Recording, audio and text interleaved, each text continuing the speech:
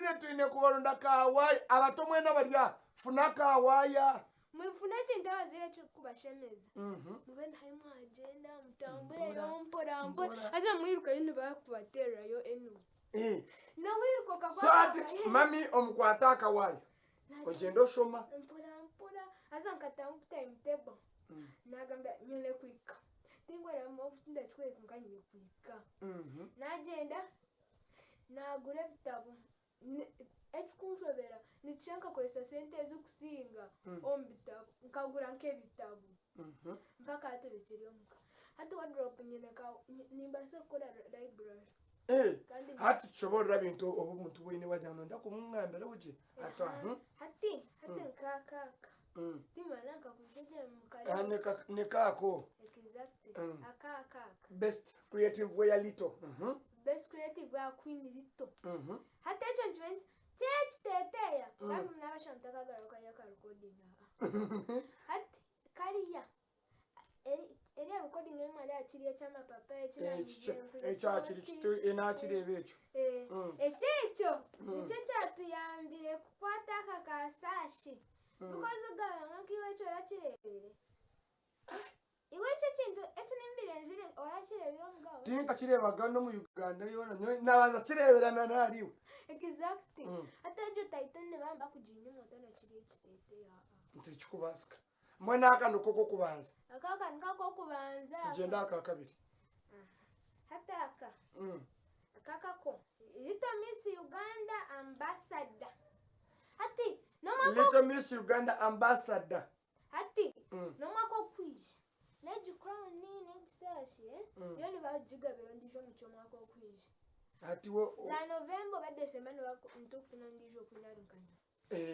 hati then egisashi hona hituriza turuba Little Miss Uganda ambassador njwenze nitaba kole cha Little Miss Uganda nichi nitaba kubole chi okay hati hao tatuki achinchabazi mwena hati mwechiriza na mama muteka makawaya aichiriza mweno tande koshoma tokumita makawaya manyewa ja no mukoro cha ekumushemeza already nakini no mureba hati haraha kwikakashemere mukama ngatesha zo kuriyama harahesha zo tine kumwika ezo kuriyama utakaye twara mbakutera mama ya inesha zo kubyama mukama nko muyango yari bakutera imboko waye twara because hata mukazi narire nanoza yokoraki kale shala bantu bagize ngenda bakaje tweri munoza mwebe nbyokwe na by the way ngenda kusupporting omwako kwija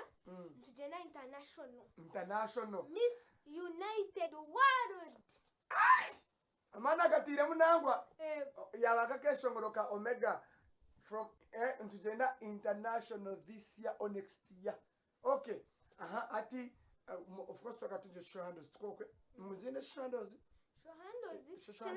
asho media bakuteka ibintu bya wakari nkiwe byo kutambura hata nzine ziri mu mazina ki TikTok yanje nibanyeta hariho Queen Linda Kansime follow me please Snapchat QR code Lin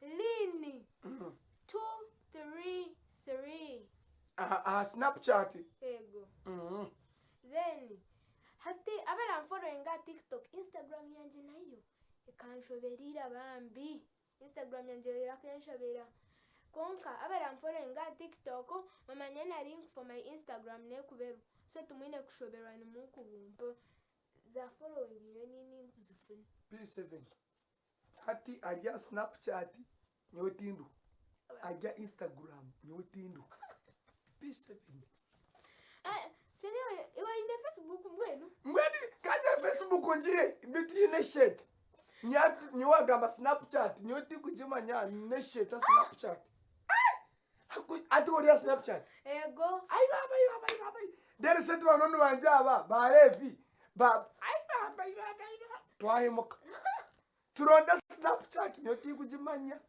ene nejo wagambe jo na TikTok yo rangu nimbaza Snap mbwenu ni wogu mwamuhura mbwenu ni vibe yonka kind of course mtumagire ne talent yitu onobora inakorera akurire Kampala but of course no urangu na ndoro nyankore arinejeso naenda kubanga abangura ekintu akasteka a level yensi iyona mutuchirize tumure mukache nagaraka ningaraka narinda tukemate bikahwiri ningaraka narinda tukwende derata ija tugambere ayetebe kansizata muzei webintu ebi abyinata utamanyire mama inaka waya so muzei ata inechi ainaka funi ninga inaka daddy what muzo mami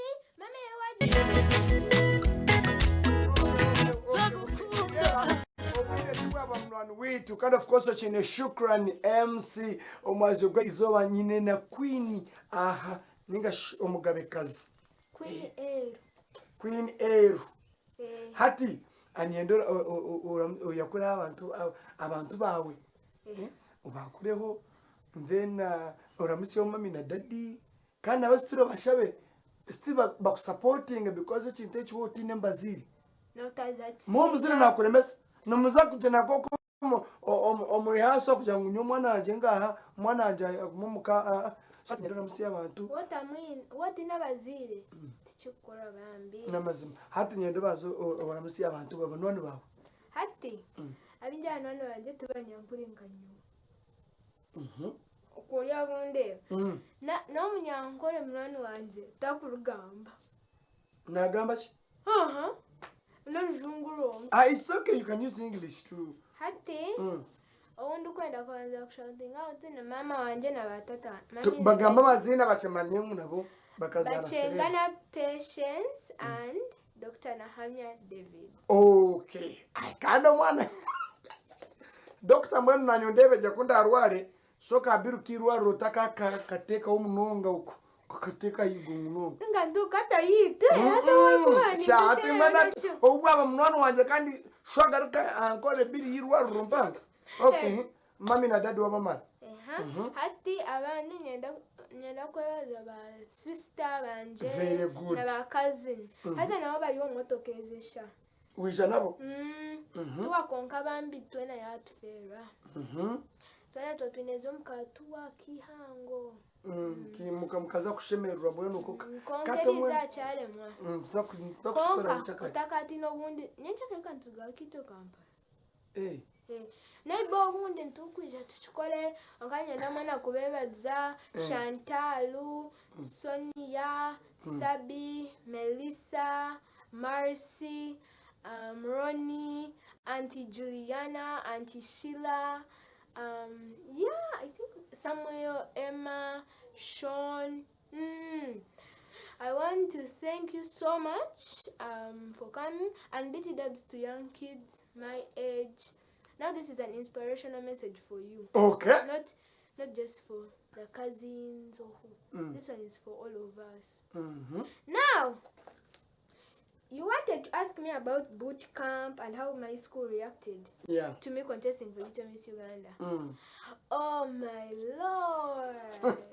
Man, people said I couldn't win. I was not pretty enough.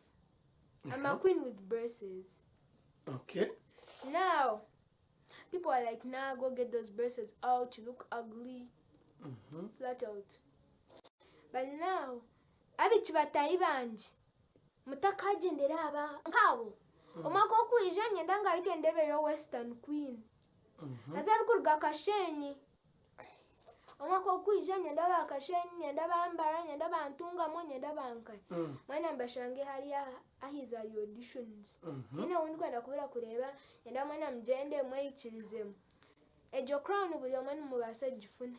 Tindya byo hatindya byo. Shana. Anyway, I had to boot camp yanje. Boot camp. Can't call him ka briefak. It's a boot camp. Boot camp. Boot camp mama kijo mkashishe nani ngamba shana mbirige hundiame. Mbambe. Nagamba ejo crown okuna beni njenda. Nganye kusimuka. Okay. Owareba mwana ogu inechwa mwegaho kandi abazire mwege kusupportinga abana nico kikumanyisa tine kindi abazire musupportinga abana mwege kushitamira talent si zabana mukazi ngogo mwana wanje takubasa kugenda no basa kubaineka muri yaboro kuko mwana wazara ahindure eka yawe echo kutangaza ejesha mami na dadi abogo mwana Miss Uganda mwene shanu mwemereza mukana kubatambuza ensi yona ensi buriala emera kajanya mama na nanga mbaba Vachao. So mtitiza tuwasibura program Omuneneserezo, and of course when Shukran MC